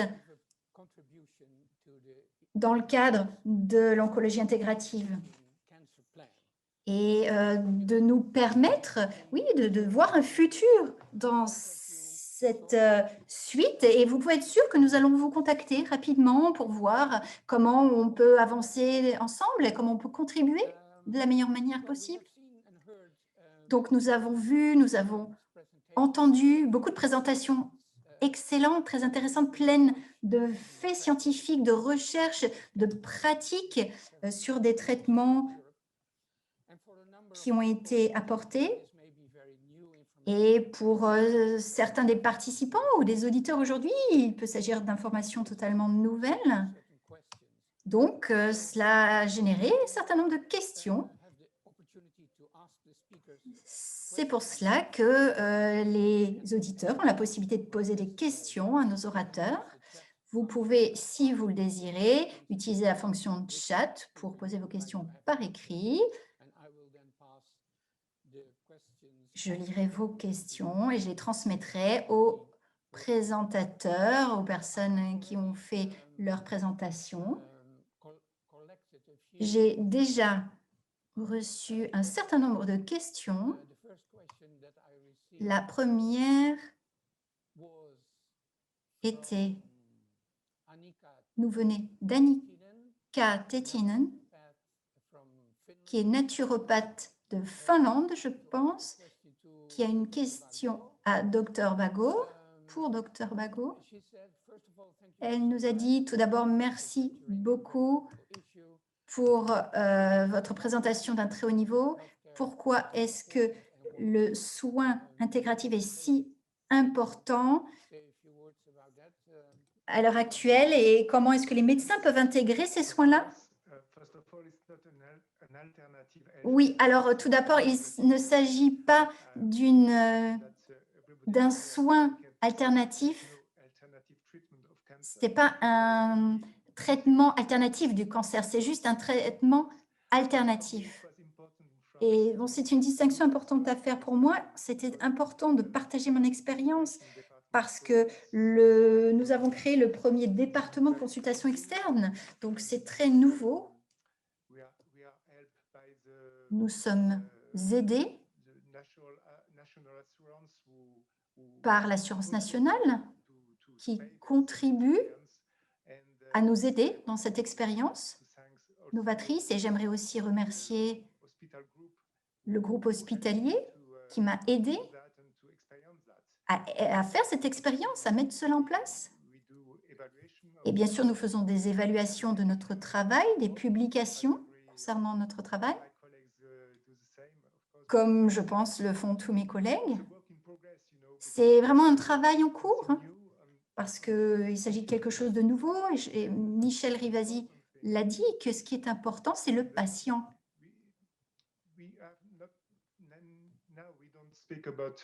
Et à l'heure actuelle, nous ne parlons pas de la maladie, mais nous parlons des patients. C'est très nouveau parce qu'avant, nous traitions le cancer. Maintenant, nous traitons le patient. D'accord, merci. J'ai une autre question.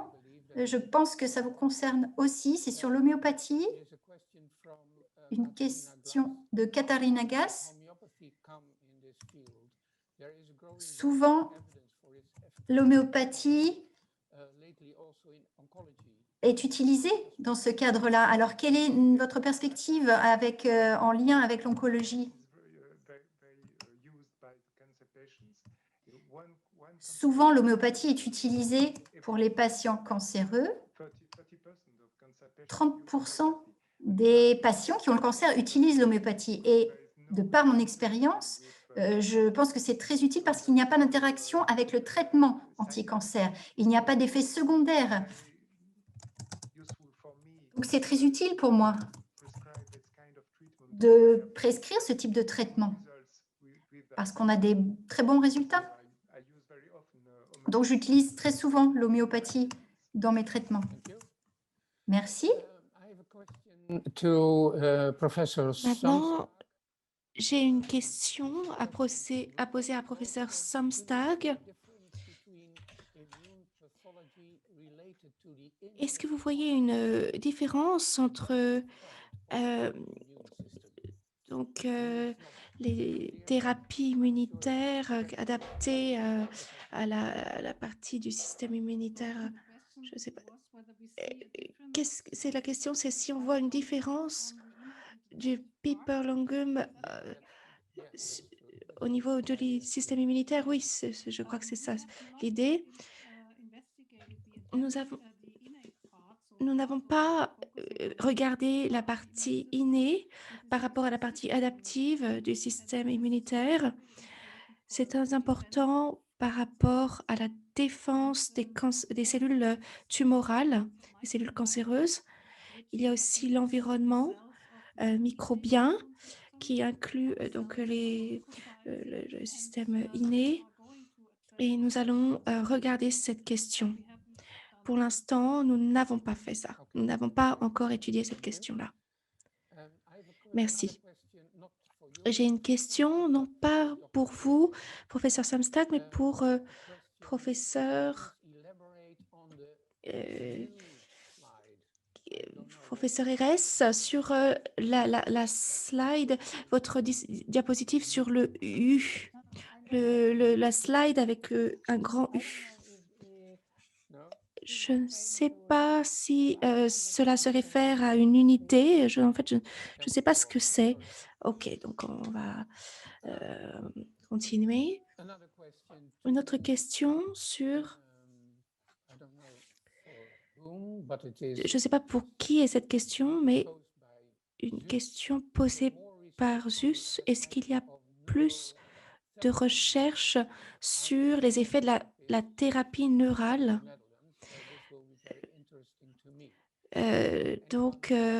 Voilà, je suis un patient qui expérimente la thérapie neurale et ce serait très intéressant pour moi de savoir ça. Est-ce que vous avez déjà expérimenté cette thérapie neurale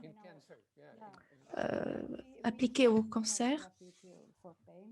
Je connais l'application de cette thérapie par rapport à la douleur, mais pour le cancer, on n'a pas encore des preuves scientifiques.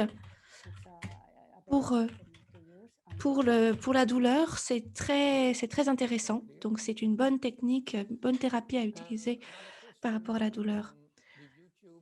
Et une autre question par rapport à notre streaming sur YouTube. Qui paye la thérapie? Est-ce que c'est le patient qui paye? Est-ce que c'est l'État qui paye? Ça dépend du pays, j'imagine. Ça peut être différent en Suisse par rapport à la France ou l'Allemagne. Je ne sais pas. Est-ce que vous avez une idée là-dessus? Un petit peu, oui. Ça dépend vraiment du pays. Et par exemple, en Suisse, il y a une votation publique. Donc, la médecine complémentaire est mentionnée dans la Constitution. Certains services sont fournis par les médecins, par exemple l'acupuncture. Mais si ce n'est pas fourni par des médecins et si c'est fourni par des thérapeutes privés, ça dépend en fait. Au Royaume-Uni, il y a un système de soins national et certaines thérapies sont fournies dans le cadre de ce système de soins, mais je crois que maintenant, cette offre de soins a été réduite et les ressources sont un peu plus limitées. En Allemagne, ça dépend vraiment de l'indication. Par exemple, l'acupuncture pour les patients atteints de cancer, il n'y a pas d'indication pour laquelle c'est couvert par l'assurance maladie, mais ça peut être parfois couvert par les hôpitaux. Donc, c'est très complexe en fonction des pays européens. Et quelle est la situation en France, docteur Bagot? Est-ce que Est-ce que c'est les patients qui payent pour ce type de traitement? Est-ce qu'il y a une sorte d'assurance pour ça?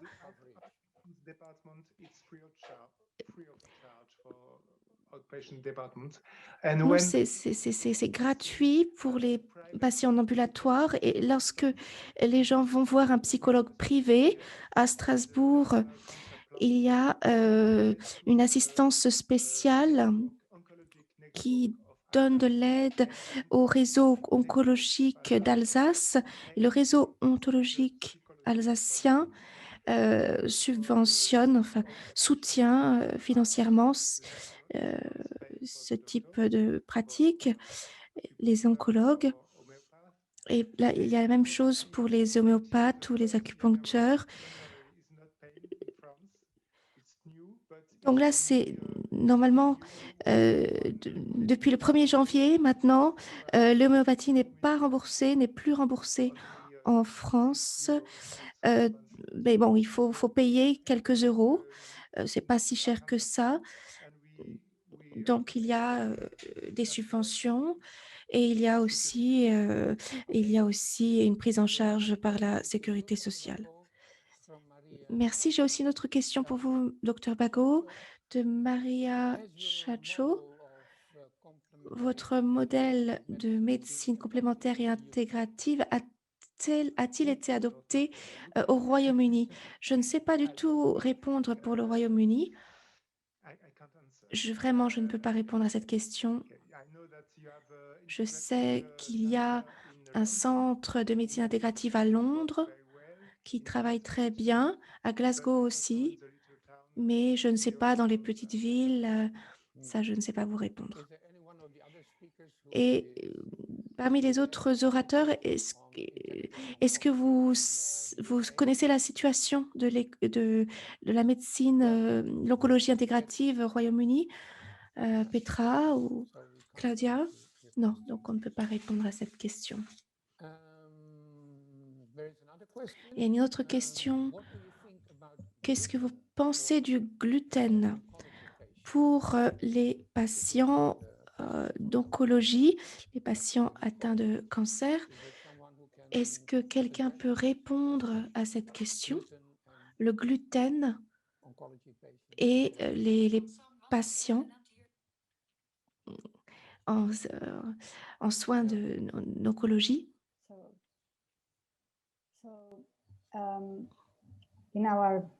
In a practical view, in cancer care, we usually low carbohydrate diet. Nous prenons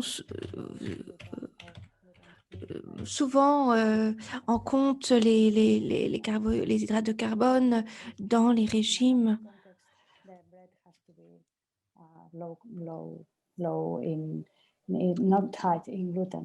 Dans un contexte habituel, il faut quand même avoir un contenu faible en gluten, par exemple un pain qui ne contient pas trop de gluten dans un contexte normal.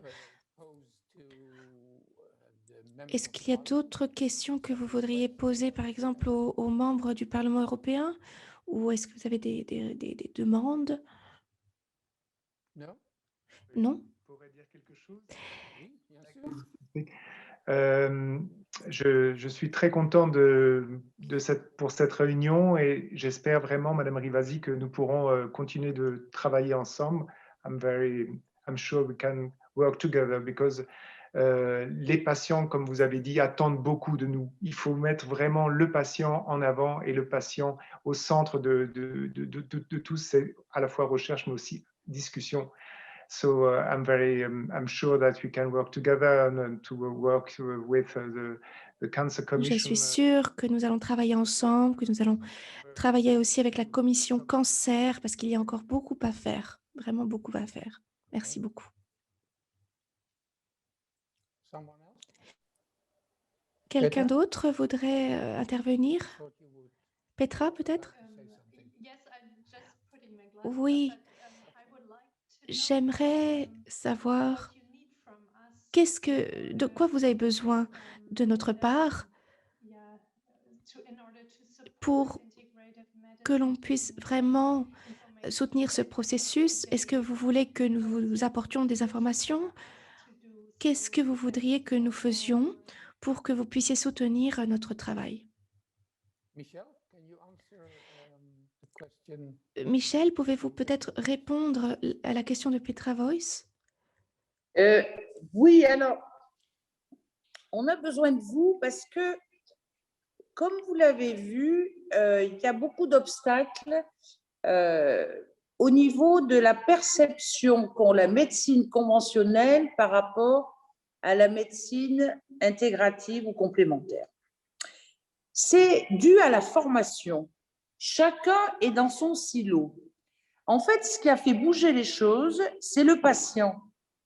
Parce que quand il y a eu les soins palliatifs, et ça a été dit par la première oratrice, les soins palliatifs ont permis de faire comprendre aux chirurgiens, à l'oncologue, etc., qu'il y avait une amélioration dans le bien-être. Et progressivement, les patients ont fait évoluer la perception d'une médecine conventionnelle par silo, vous voyez, verticale. Donc là où j'ai besoin de vous, c'est par rapport à notre groupe qui est sur la médecine intégrative, où il y a des parlementaires de différents groupes politiques, de faire bouger les lignes pour que, et moi je l'ai senti dans le cas de la commission cancer, c'est encore et toujours le traitement, la recherche du médicament, vous voyez, qui va être l'alpha et l'oméga de la guérison. Alors que votre approche, et d'ailleurs le Paolo de la commission l'a soulevé, il faut qu'elle intègre le patient dès le début. Vous voyez, dès que le patient arrive, il faut qu'il soit intégré dans cette médecine qui va prendre en compte l'ensemble de l'être. Et ça, j'aurais besoin à ce qu'il y ait des rencontres avec la commission pour faire bouger les lignes sur le 4e pilier qui est le soutien, où là, d'une part, il faut faire changer un peu la façon de voir les choses, et puis, il faut peut-être plus soutenir aussi des études cliniques, parce que l'intérêt de la médecine intégrative, c'est qu'elle est intégrée dans les hôpitaux. Et je trouve qu'il y a un manque d'études cliniques pour montrer la valeur ajoutée de cette façon de fonctionner par rapport à une façon qui est beaucoup plus verticale.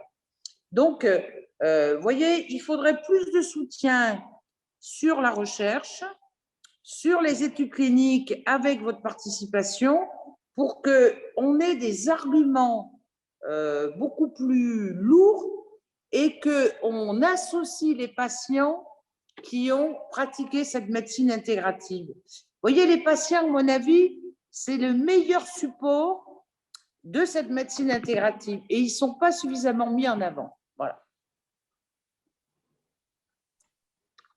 Mr. Chair, if I can add to Madame Rivasi's statement. Thanks a lot. J'aimerais ajouter à Madame Rivasi, j'aimerais d'abord la remercier.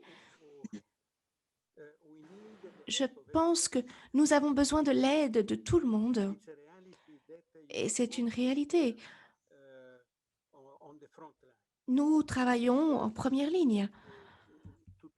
Et il faut vraiment parler concrètement. Madame Rivasi a mentionné l'approche en silo. Je crois qu'il faut aussi accepter l'idée que par le passé, nous mettions toujours en avant cette approche en silo, nous défendions toujours cette approche en silo, mais avec le traitement du cancer, je pense qu'il est important de traduire les choses dans le concret. Par exemple, avec ces 4 piliers, la qualité de vie des patients atteints de cancer, par exemple, nous avons l'intention de créer, et c'était expliqué très bien dans le plan, dans la communication, nous voudrions, par rapport aux patients atteints de cancer et aux personnes qui survivent à ce cancer,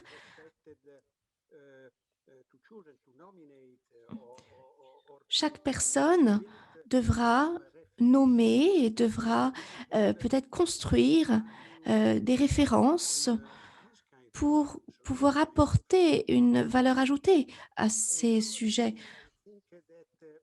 Je pense que nous avons besoin,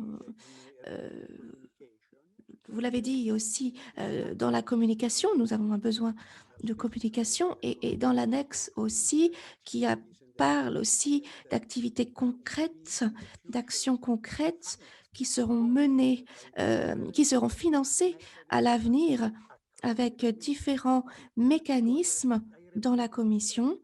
Et je voudrais vous dire que c'est très important de vous rappeler que ce plan cancer européen est un plan global de la Commission et nous avons besoin d'impliquer les collègues de façon transversale pour apporter tous les éléments qui pourraient contribuer à une meilleure santé des patients et qui pourraient vraiment être à l'avantage bénéficier aux patients. Donc, de façon très concrète,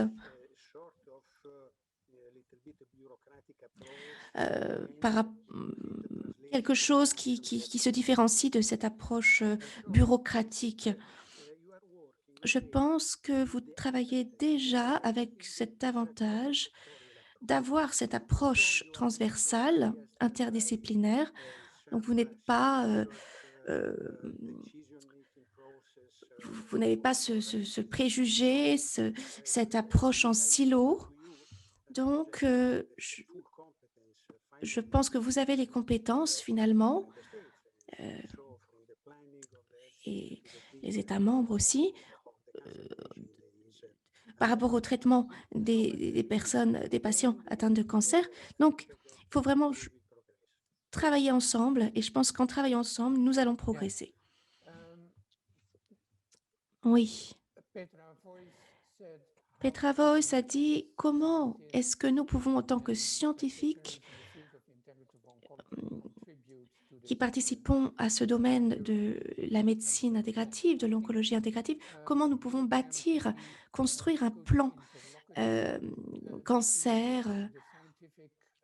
Donc, je pense que vous êtes les interlocuteurs au niveau de la communauté scientifique et ensuite il y a la Commission européenne, le Parlement européen et je propose que nous restions en contact avec la Commission européenne et particulièrement vous, Paolo Guglielmetti, et l'Institut, la Commission pour la médecine intégrative au sein du Parlement européen. Et nous pouvons voir comment nous pouvons travailler ensemble pour élaborer ce plan cancer ambitieux européen. Est-ce que vous êtes d'accord là-dessus?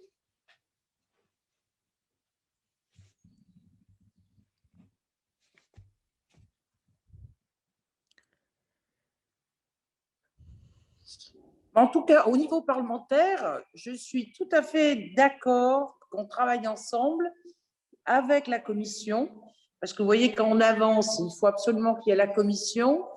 On peut trouver aussi des gens au niveau des États membres qui seraient favorables. Enfin, les députés représentent souvent des fois leur pays. Tout à fait d'accord. Donc, ça veut dire concrètement que ce groupe, avec tous les intervenants, que ce soit Claudia, Petra, Natalia, Yvonne ou Jean-Lionel, et d'autres personnes que vous connaissez, il faut constituer un groupe et améliorer le texte, que ce soit sur la stratégie cancer telle que Paolo l'a présentée ou que ce soit le plan cancer qui va être présenté par les parlementaires dans le cadre de la commission pour lutter contre le cancer. Vous voyez, je pense qu'on peut améliorer les choses là-dessus.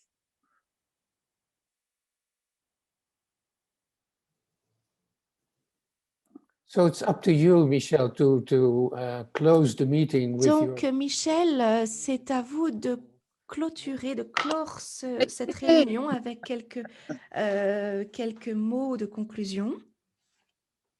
Mais d'abord, un grand merci pour avoir collaboré à ce webinaire. Je vous donne rendez-vous justement, concrètement, à ce que ce groupe puisse continuer à fonctionner avec la Commission dans la mesure où on a l'objectif, c'est lutter contre cette épidémie de cancer et faire en sorte à ce que le patient soit au centre en faisant bouger à la fois la formation, l'éducation et la recherche. Ça, pour moi, c'est un élément très important. Deuxième chose, il faut joindre les patients pour qu'ils soient la voie d'une approche beaucoup plus inclusive et intégrative dans la médecine. Et puis, je vous donne rendez-vous à une prochaine réunion où les choses vont évoluer, et notamment au rapport qui va être fait par les députés européens. Donc, n'hésitez pas aussi à contacter vos députés européens dans vos pays pour les inciter à faire un focus sur la médecine intégrative. Et je remercie aussi toute l'équipe technique qui a permis la réalisation de ce webinaire. Merci et merci.